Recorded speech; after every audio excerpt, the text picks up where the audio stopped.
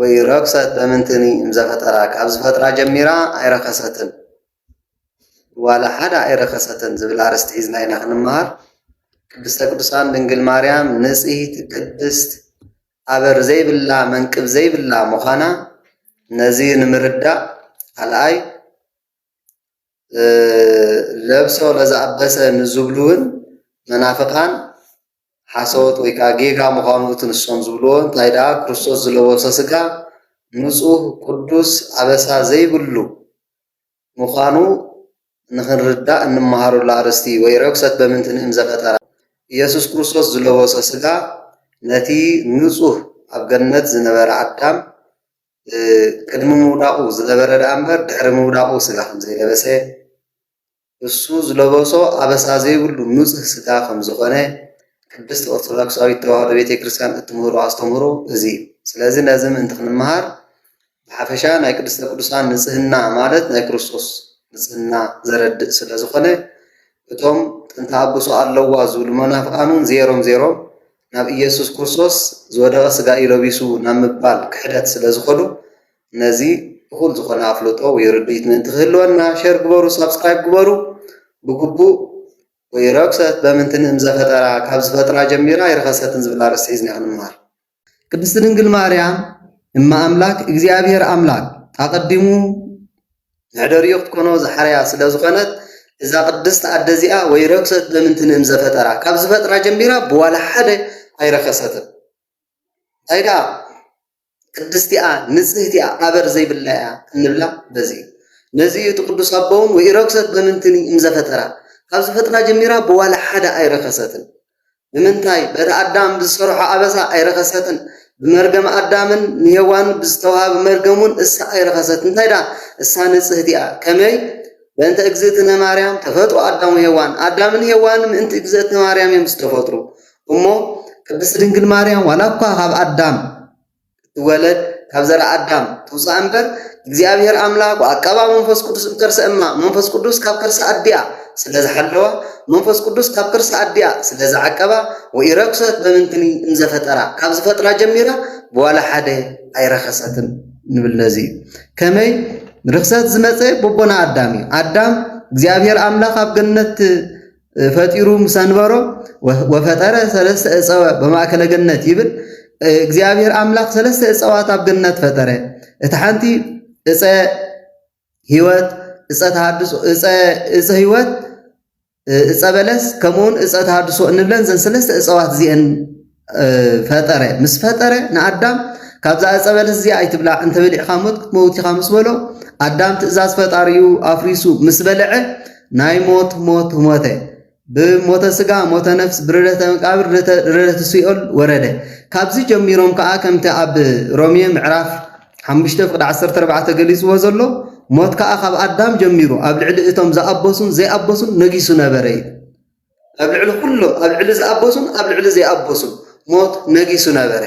ኣብ ቅድስት ድንግል ማርያም ግን እዚ ሞት እዚ ሓይለ ኣይነበሮን እዚ ሞት እዚ ኣይነገሰን እንታይዳ እሳ ልዕሊ ሞት ያ እሳ ቅድስት ያ ፍጽምት ያ ከመይ አቀባ መንፈስ ቅዱስ እንተርሰማ ንብላ በዚ እዩ ማለት ነዚ ቅዱስ ገብርኤል ወን ተላእኮ ካብ እግዚአብሔር ከብስራ እንከሎ እንታይ ዝብል ተፈሲኦም ለተጸጋ ተፈሲ እስመረከብች መገሰ ተፈሲ እግዚአብሔር ምስለቺ ኦ ቅድስት ድንግል ማርያም መርገመ ስጋ መርገመ ነፍስ ዘይብልኪ ንጽሐ ስጋ ንጽሐ ነፍስ ንጽሐ ልቦና ዘለኪ ድንግልና ስጋ ድንግልና ነፍስ ድንግልና ልቦና ዘለኪ ኦ ቅድስት ድንግል ማርያም ደስ ይበልኪ ይብላ ነዚ ሊቃውንት ትርጉሞ ሁሉ በከምዚ ትርጉሞ ማለት መርገመ ስጋ መርገመ ነፍስ ዘይብልኪ ንጽሐ ስጋ ንጽሐ ነፍስ ንጽሐ ልቦና ዘለኪ ድንግልና ስጋ ድንግልና ነፍስ ድንግልና ሕልና ዘለኪ ቅድስት ድንግል ማርያም ደስ ይበልኪ ይብላ መልአክ እግዚአብሔር ቅዱስ ገብርኤል ንቅድስት ድንግል ማርያም ንጽሕት ሙኻና ዝመስከረ መን እንተራእልና ቅዱስ ገብርኤል ልዕልና መልአክ ቅዱስ ገብርኤል ብስራት ካል ምስክር አድሊያን ናይ ወላይታ አምላክ ማለት ቅዱስ ገብርኤል ንጽህናኣ ስለ ዝረአይ ቅድስናኣ ስለ ዝረአይ እግዚአብሔር አምላክ አቀዲሙ ዝሓርያ ዝቀደሳ ቅድስት አደ ስለ ዝኾነት ወይ ረክሰት በምንትን እምዘፈጠራ ከም ዝበሉ ቅዱስ አቦ ቅዱስ ገብርኤል ውን በኋላ ሓደ ከም ዘይረከሰት ካብ ዝፈጥራ ጀሚሩ ንጽሕት ከም ዝኾና ክገልጽ እንከሎ እዩ ተፈሲኦም ለተጸጋ ተፈሲ እስመረከብች መገሰ ተፈሲ እግዚአብሔር ምስለቺ እናበለ مرقم سقا مرقم نفس سيبلكي دنقلنا سقا دنقلنا حلنا دنقلنا لبونا زلك نصها سقا نصها نفس نصها لبونا زلك دنقل مريم دس يبلكي نابل خبصر أن كله نري مالت كتصلا بيلون بروكت أنت أنستي بلا كابنست نسخ تبارك كي أخي قبل كان يودسها مالت إذن أنستي إتم كلن كاب هوان زول لداز نبرة إتي أدماء أبسا النبلو كتصنسا أن كلها يريئن موصل أسنهات ما أسرع حتيات كيريو أسر النبرة أما هتنا ديتاتنا أنه هنا نتسنسس أن ما أسرع حتيات أسر النبرة يلوق داس مريم يمسوق ترقاميو أمو كدس دنقل مريم كن نسخي كابانست استبارك كي أخي مرقم سقا مرقم نفس زي بالكي نصها سقا نصها نفس نصها لبونا زلكي كابنست استبارك كي أخي كابنست فليتي أخي إلو قدس أم كله قدس جبريل نري قدس جبريل ملأك إكزيابيهر كمتي أب لوكاس معرف حد أسر شعات جليس وزلو أنا أبكر مي إكزيابيهر زقوم جبريلي إنت أبكر مي إكزيابيهر زقوم جبريل إذا صلوت قدسان مستعطان غيرو كم تعبر يوحنس معرف شو ما أنت نرخبه ناب إكزيابيهر زعرض صلوت قدس جبريل نقدس دنقل مريم مرقم سقا مرقم نفس زي بالكي دنقلنا سقا دنقلنا نفس دنقلنا حلنا زلكي نصها سقا نصها نفس نصها لبونا زلكي برختي أخي كابنستون استبارك أخي كبلان كل نري لعلز مسكرنا تنتايد اللي قدس جبريل كم زجير قاودسا قدس جبريل كم زجير قابل عنها من دايت نقدس دنقل مريم انت أبصو الله وازبل يبلع أبد إكزيابير عالبو خمزبل يتعشى يتخمزبل نبر ملأك إكزيابير زاكل تفسيهم اللي تزقى تفسي اسم ركوبة مقاسة تفسي إكزيابير مسليتش إلو إنا ودسة كم زي إلو إنا مسكران كله نازي زي استوعل تراحيو كم زخبل معدد قدس جبريل كم زخبل عن كلهم قدس دنقل مريم انت يا زبلتو نسلام تاز مسرعيت نسلام تاز مسمعت انت هاي بلد فوقم قايت أمو زكما نز خمس زبالة سلام تاز بخامي أم سلام زبلوه بلد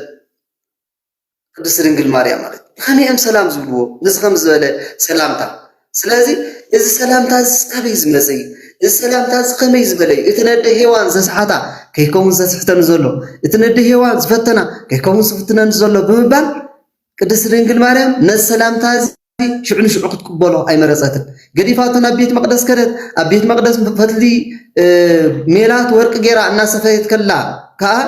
وزت فتل ورق وميلات السرعة جبريل جبتها خمسة ورق ميلات جيرا خصف إن كلا قدس جبريل هدوتنا وأمس أمه تفسيهم لتسقى تفسي اسم ركوش مقاسة تفسي جزي أبي مسليش نابلهم سانساي جزي سلسة جزي كم زخبلا أن كله نرئي مالتي من تنوز ناقر زي سماعكم ومن تنوز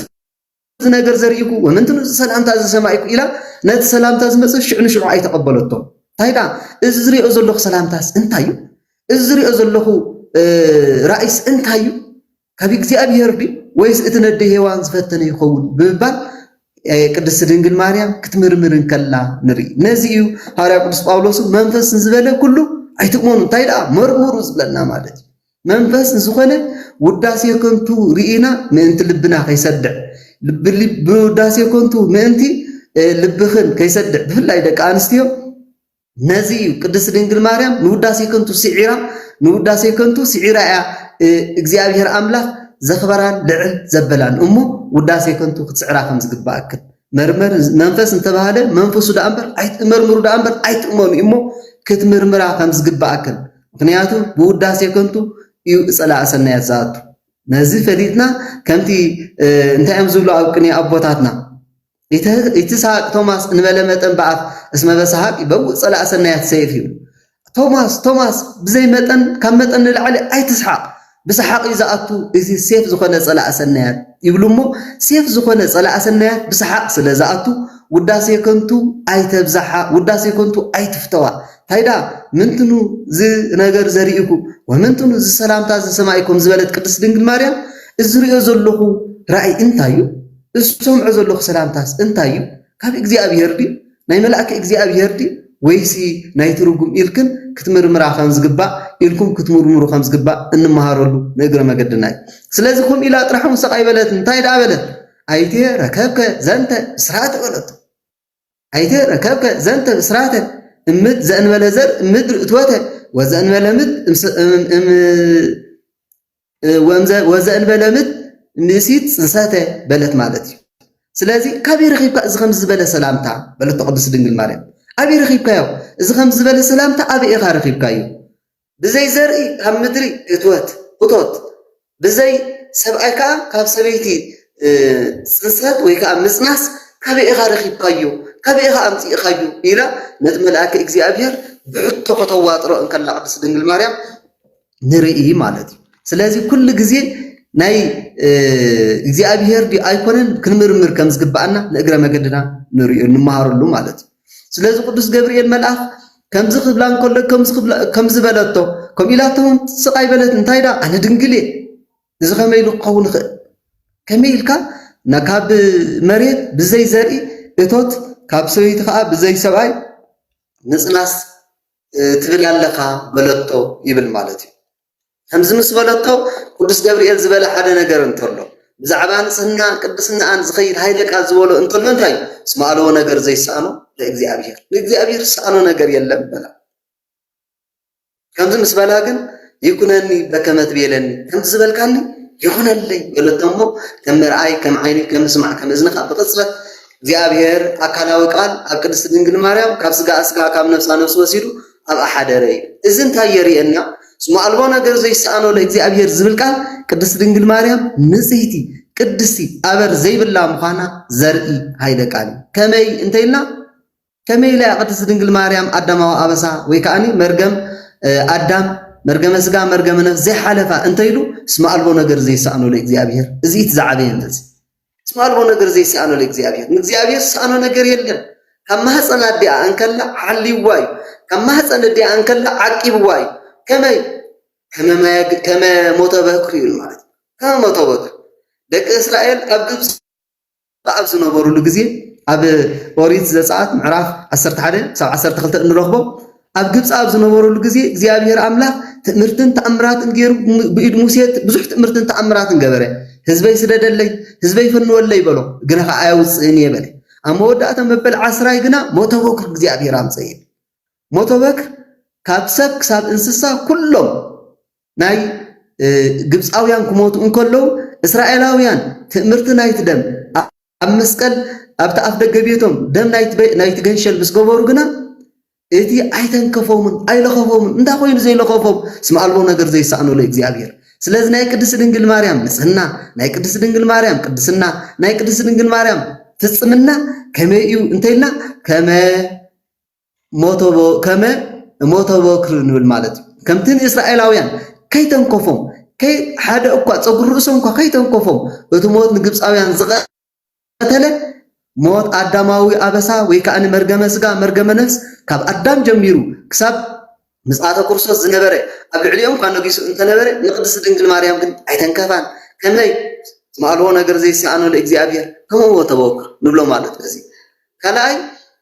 ከመ እሳተ ባቢሎን ከምቲ እሳተ ባቢሎን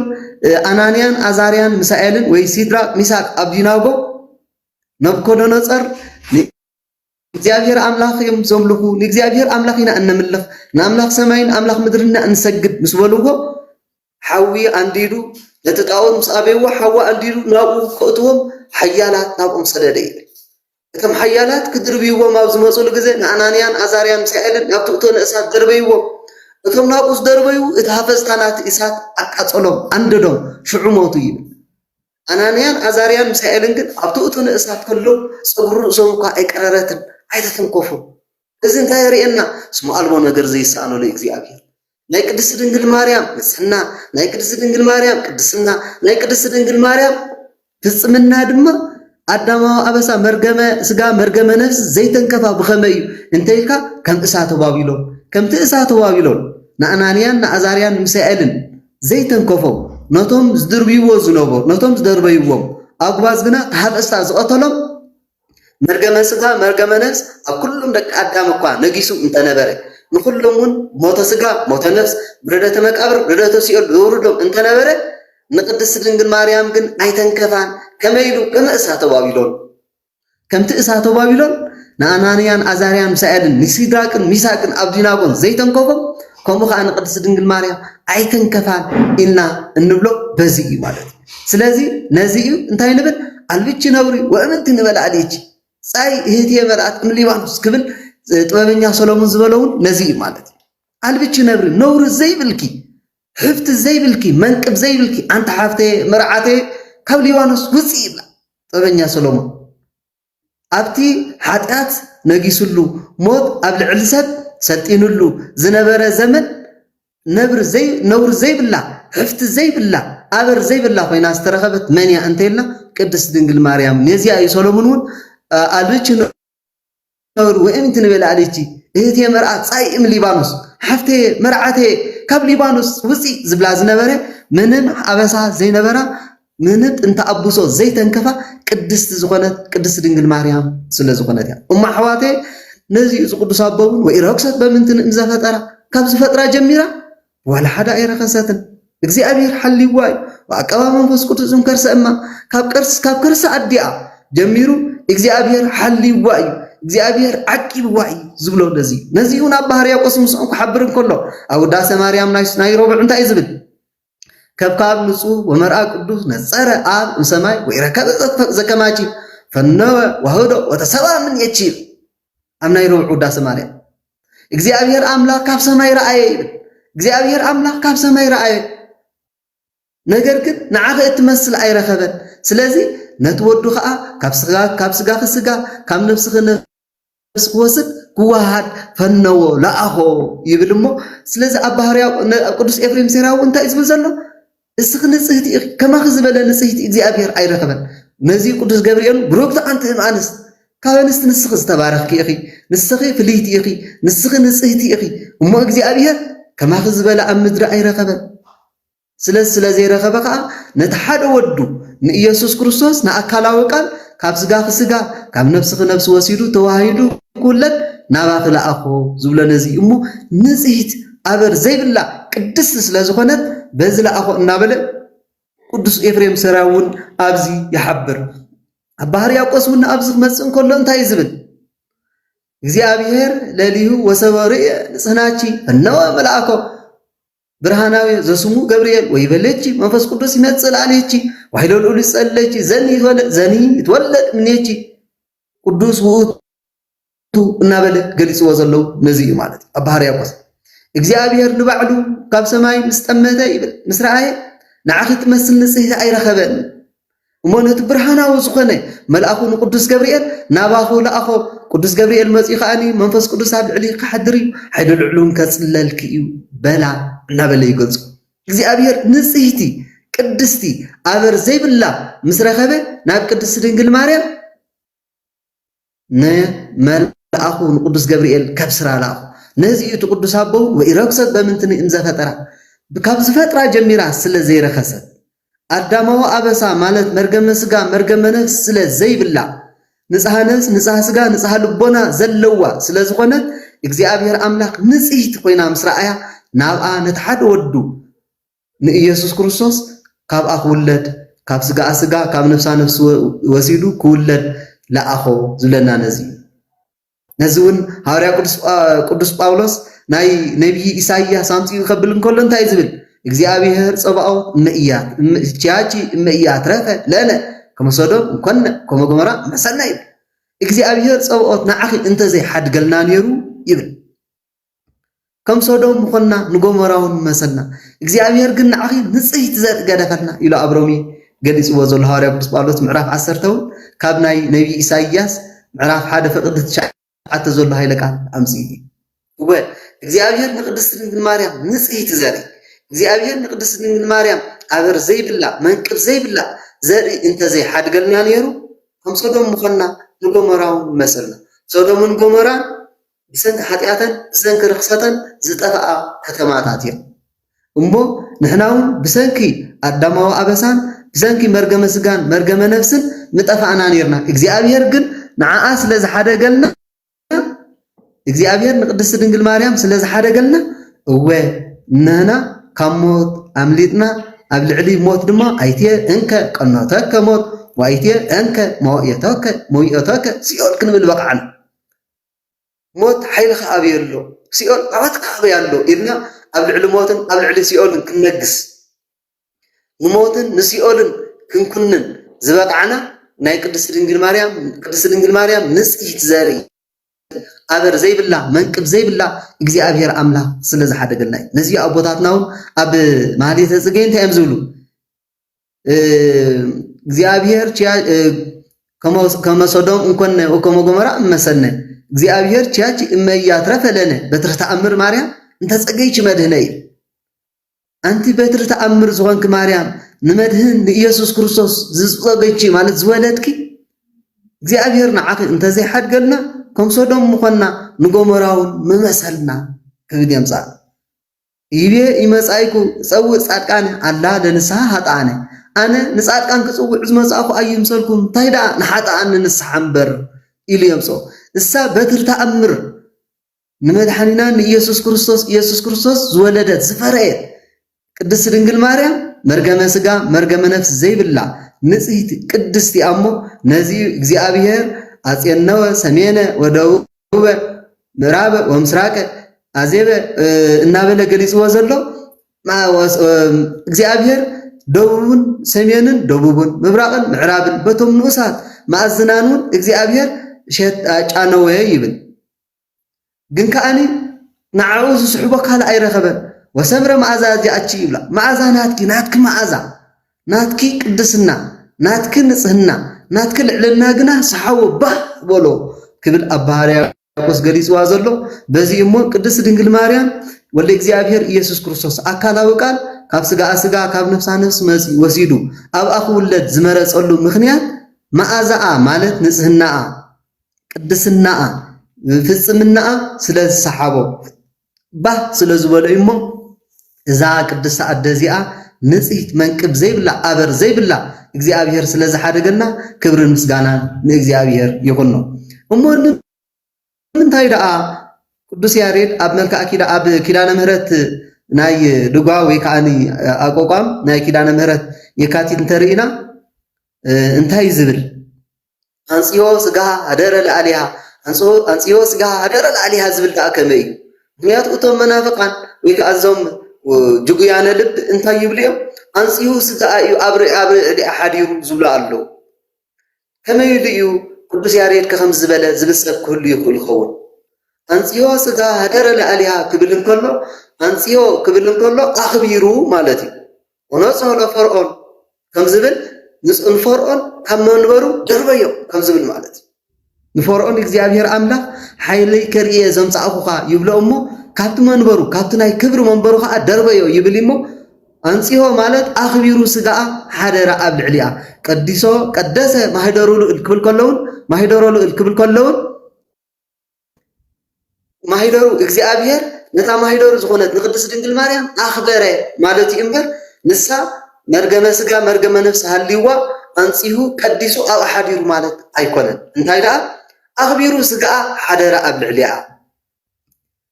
እግዚአብሔር ከዓ ነታ ምሕደሪት ዝኾነት ንቅድስት ድንግል ማርያም ኣኽበራ ምክንያቱ እስማሃርያ እግዚአብሔር ለጽዮን ወኣብደራ ከመት ኩኖ ማህደሮ ዛቲ ይእቲ ምዕራፍየ ለዓለም ስለ ዝብላ ኣቐዲሙ ዳዊት ከም ዝበሎ እግዚአብሔር አምላክ ንጽዮን ንቅድስት ድንግል ማርያም ምሕደሪት ክትከውን መረጻ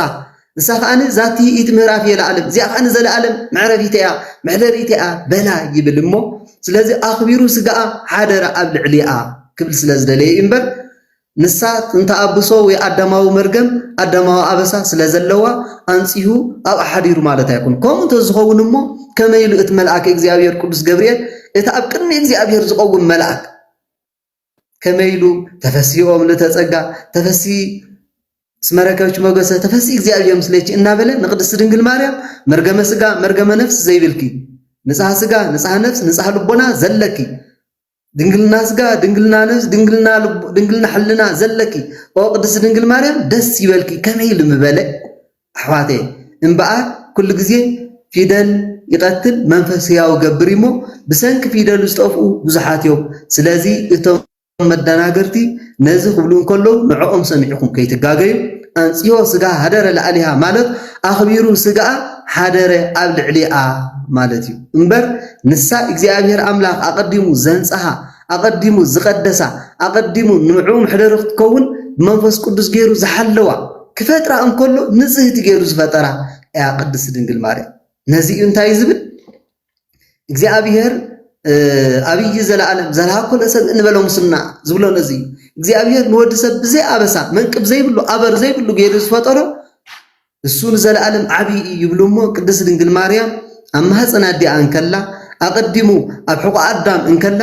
ንጽሕት ቅድስት አበር ዘይብላ ገይሩ ዝፈጠረ ያሞ ነዚኦም አቦታቱን ብርህቲ ዕንቂ ካብ አቦ ናብ አቦ እናተወላለደት ዝመፀት እናበሉ ከም ተአመልካ አሚ ኪዳነ ምህረት አብ ድጓ ናይ ኪዳነ ምህረት ናይ የካቲት ገሊጽዎ ዘሎ ቅዱስ ያሬድ ብርህቲ ዕንቂ አበር ዘይብላ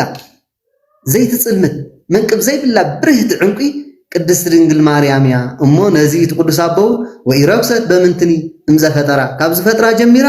ዘይረከሰት ቅድስት ድንግል ማርያም ያ ከመይ ስማልዎ ነገር ዘይሳአኖ ከመሞተ ወክር ከመ እሳተ ባቢሎን እናበልና ነዚ ናይ ቅድስት ድንግል ማርያም ንጽህና ቅድስና መንፈስ ቅዱስ ከም ዝሐለዋ መንፈስ ቅዱስ ከም ዝዓቀባ እንገልጾ ነዚ እሞ እቲ ናይ ቅድስት ቤተክርስቲያንና አስተምሮ ነዚ ይመስል ስለዚ ከምዝን ከምትን ዝብሉ ሰባት ንዕኡ ሰሚዕና ንእንቲ ከይንጋገ ኣብቲ ናይ ቅድስት ቤተክርስቲያንና አስተምሮ ኣብቲ ናይ ቅድስት ቤተክርስቲያንና ንጹህ ዝኾነ ትምህርቲ ጸኒዕና ክንነብር